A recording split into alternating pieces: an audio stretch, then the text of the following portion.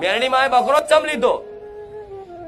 બકરો એટલે લીધો એને મારવા નહીં, કાપવા નહીં, એને બલિ આલવા નહીં. બકરો એટલે લીધો કે બકરો જો કદાચ હું સવારી લઈ લઈશ ને તો આવા કોઈ મારીને બકરા ખાશે નહીં.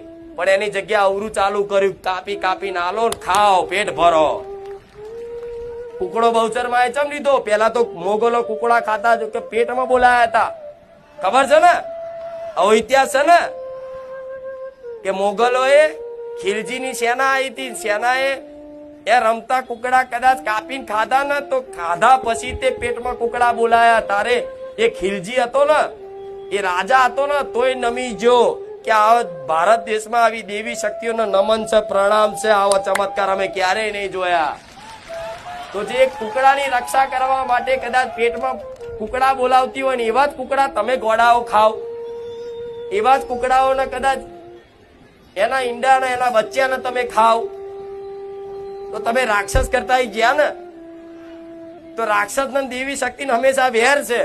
પણ ભાઈ માં માં માં કરીને કગરો તો એને ચમની દયા આવે, ચામુંડા ચમની દયા આવે, મહાકાળી ચમની દયા આવે. મહાકાળી આટલું ખતરનાક ખુખાર સ્વરૂપ ધારણ કર્યું, ખબર છે ને? રક્તબીજ ને માર્યો, ખબર છે ને? રક્તબીજ ને માર્યો કેમ? આવા ભક્તોને પરેશાન કરતો, આવા ભક્તોનું ભક્ષણ કરતો, તમારા જેવા નિર્દોષ લોકોને ખાઈ જતો.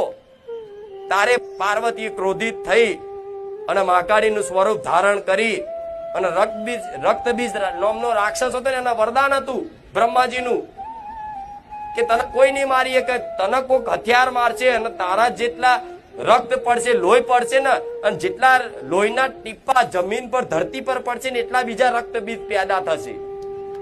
આવું બ્રહ્માજીનું રક્તબીજનું વરદાન હતું કે જે તને કોઈ હથિયાર